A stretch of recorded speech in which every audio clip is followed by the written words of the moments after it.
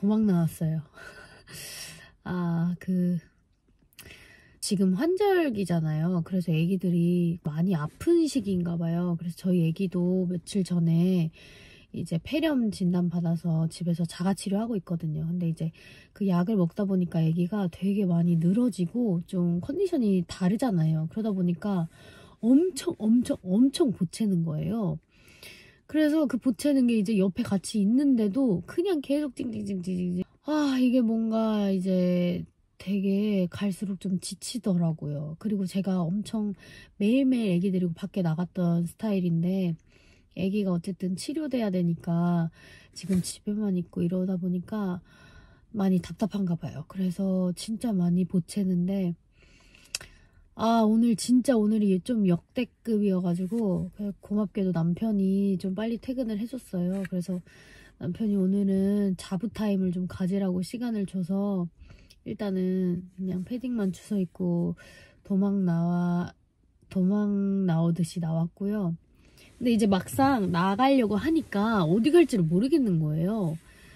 그래서 일단은 차를 타긴 탔는데 생각나면은 출발하려고 하고 제가 이제 아기를 집에서 며칠 케어하고 그러면서 생각이 들었던 게 좀 어린이집에 대한 이야기를 해보면 좋겠다라는 생각이 들어서 일단 제가 처음부터 말씀을 드리면 저는 어린이집을 11개월 차 때 보내기로 이제 확정이 됐거든요. 그래서 그 이유와 또 계기와 또 여러 가지 것들을 말씀을 드려보자면 첫 번째로 일단은 저는 어린이집에 대한 생각이 아예 없었거든요. 왜냐면 저는 일을 안 해요. 남편이 혼자서 이제 벌이를 하고 있고 특별히 제가 어딘가에 복직할 상황이 아니기 때문에 그러다 보니까 이제 저는 출산하고 뭐 아기를 키우면서도 어린이집에 대한 생각을 아예 해본 적이 없거든요. 근데 제가 어린이집을 보내기로 결정했던 결정적인 계기가 뭐였냐면 한 7, 8개월 정도에 아기가 무언가 인지 능력이 발달하는 게 눈에 보이기 시작했어요. 뭔가 내가 말을 하면 그것에 대해 알아듣는다는 느낌과 그리고 뭔가 말을 하면은 그거에 대해서 행동을 한다던가 아니면 그거에 대해서 뭔가의 것들을 받아들이고 있는 것 같은 느낌? 그래서 좀 어느 순간부터 얘 진짜 뭔가 인지 능력이 커가면서 쉽게 말하면 사람다워진다 이런 생각이 많이 들었거든요. 그래서 제가 뭔가 사명감이 생기는 거예요. 내가 이제 이 아이에게 심는 대로 거둔다. 그래서 좀 잘 심겨질 수 있도록 여러 자극과 발달에 맞는 어떤 환경들을 내가 제공해 주어야겠다라는 사명감이 생겼어요. 사명감이 생기고 이제 아기를 양육하려고 했는데 일단 첫 번째 이제 그 시기가 많이 왔다 갔다 돌아다니는 시기란 말이에요. 그래서 제가 집안에 울타리 가드를 좀 설치할 수밖에 없었어요. 어쨌든 아기가 위험한 부분이 이제 집 군데군데 있기 때문에 제가 무언가를 해야 되는 상황이 있을 때 가드 안에 잠깐이라도 두면 내가 마음 편히 그래도 씻기라도 할 수 있고 뭐 밥이라도 해 먹을 수 있기 때문에 좀 가드를 설치한 부분이 있었는데 그 가드에 일단 놓으니까 아기가 처음엔 잘 노는 것 같은데 어느 순간부터 엄청 답답해하는 게 보이는 거예요.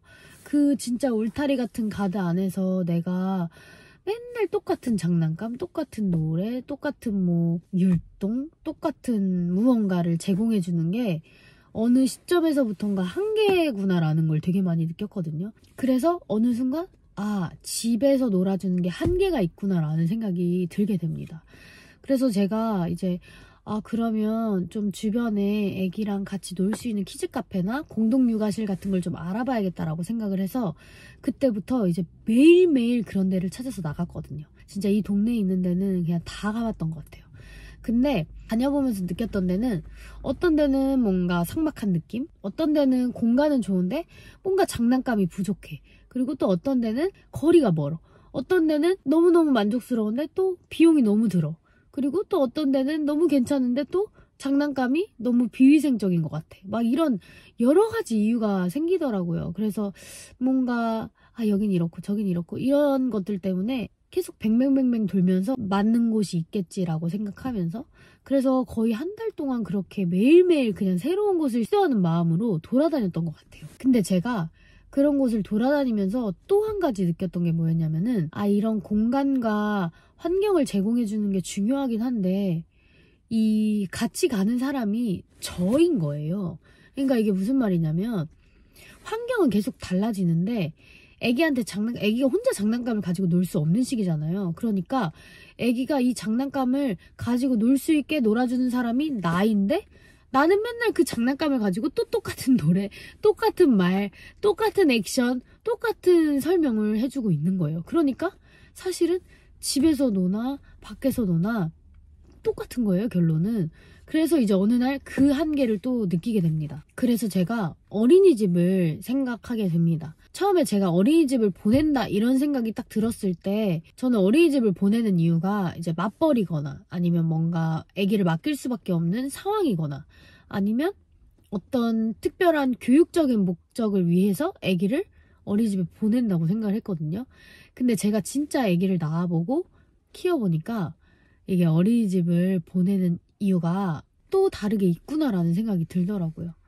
이게 그 옛날 시대에는 되게 1차원적인 부분이 많았잖아요. 아이를 낳으면 그냥 진짜 영양실조 안 되게 잘 먹이고, 또 잘 입히고, 잘 재우고, 그리고 따뜻한 곳에 있게 하고, 또 시원한 곳에 있게 하고, 이런 뭔가 환경적인 요인이 굉장히 중요했던 시대인데, 옛날에는 애 없고 그냥 동네 나가면 정자 같은데 막 철수 엄마, 영희 엄마 다 모여가지고 애기들끼리 놀게 하고 엄마들끼리 수다 떨고 막 그러기도 하고, 그리고 막 무슨 일 있으면 이제 애기 잠깐 앞집에 맡기거나 뭐 뒷집에 맡기거나 옆집에 맡기거나 이러면서 그런 뭔가 공동 육아가 되게 잘 되어지고 편안했던 분위기였잖아요. 근데 어쩌면 지금 시대는 좀 많이 또 달라졌잖아요. 뭔가 쉽게 앞집, 옆집, 뒷집에 맡기거나 뭔가 정자에 나가면 서로 뭔가 애들아 같이 놀자 이런 분위기보다는 어쨌든 쉽게 아기를 어딘가에 맡기기가 쉽지가 않잖아요. 너무 어두운 것 같아서 불을 켰어요.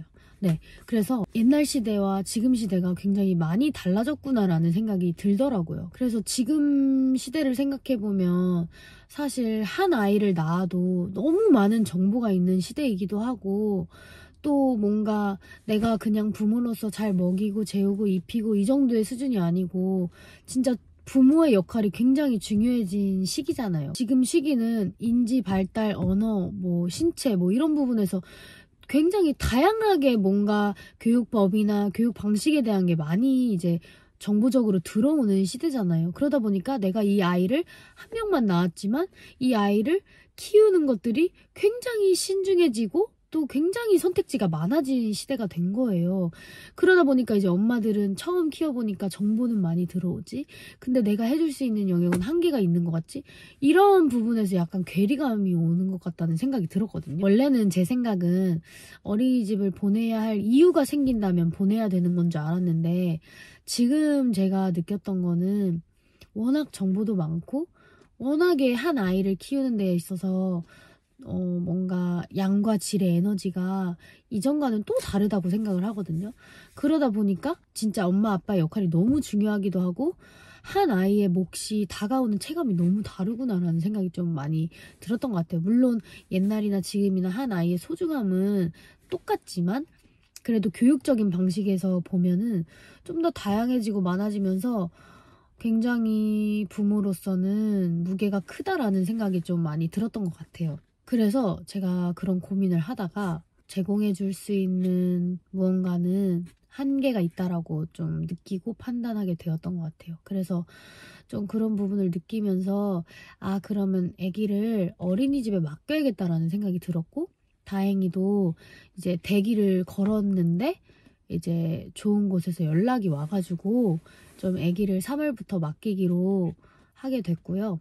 일단은 어린이집을 보내기로 결정을 하고 좀 들었던 장점은 일단 첫 번째로는 내가 집에서 제공해주는 음식보다 더 영양가 있고 또 더 괜찮은 간식들이 제공될 수 있구나, 이런 부분이 장점이라는 생각이 들더라고요. 두 번째로는 울타리 같은 집구석에서만 이렇게 있어서 똑같은 장난감, 똑같은 놀이 이런 부분이 아니고 선생님들을 통해서 다양한 활동과 놀이가 또 제공될 수 있다는 점, 그리고 더 전문 지식을 가진 선생님들이 또 다양한 것들을 제공해 줄 수 있다는 점이 또 장점이라는 생각이 들었고요. 또 세 번째로는 아기가 공동체 생활을 통해서 함께라는 걸 좀 배울 수 있을 것 같다는 생각이 들더라고요. 배려하고 용서하고 수용하고 또 함께하는 이런 부분에 있어서 또 다양한 교육적인 측면에서 도움이 될 수 있겠다라는 생각이 또 들었고요. 그리고 마지막으로는 엄마가 쉴 수 있다는 점. 이게 제가 진짜 고민을 많이 했거든요. 보내기로 결정해놓고도. 근데 제 생각과 마음이 다른 거예요. 생각은 진짜 아기를 보내기 싫어요. 너무 어리기도 하고 너무 아기가 말도 못하는데 보내는 거 아닐까. 그리고 이유식도 어차피 다 해서 보내야 되는 건데 뭐 돈만 솔직히 만 영세가 제일 돈이 비싸잖아요. 근데 또 이런 부분에서 갈등이 됐었단 말이에요. 제 생각은 그랬어요.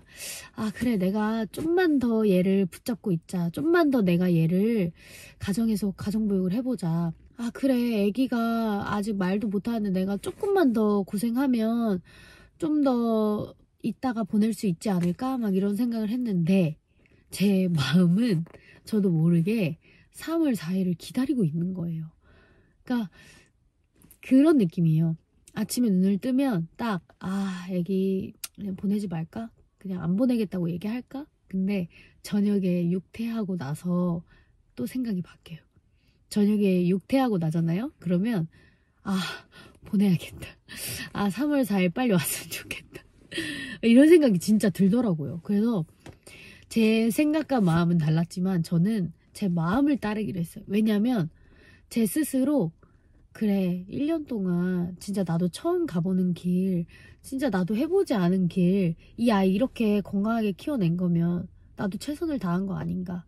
나한테 이렇게 한계가 느껴지는 게 있으면 그래 세상에 이런 좋은 혜택이 있으면 그냥 잘 활용하고 또 아이에게 더 좋고 다양한 자극을 주면서 또 나도 그 시간을 쉬어야겠다. 그리고 쉬면서 또 하고 싶은 것도 찾아보고 또 쉼을 얻는 시간을 통해서 또 그런 말이 있잖아요. 엄마가 행복해야 아이가 행복하다고. 저 정말 그 말을 되게 마음에서 많이 읊조렸거든요. 진짜 맞는 것 같아요. 엄마가 행복해야 아이가 행복한 거.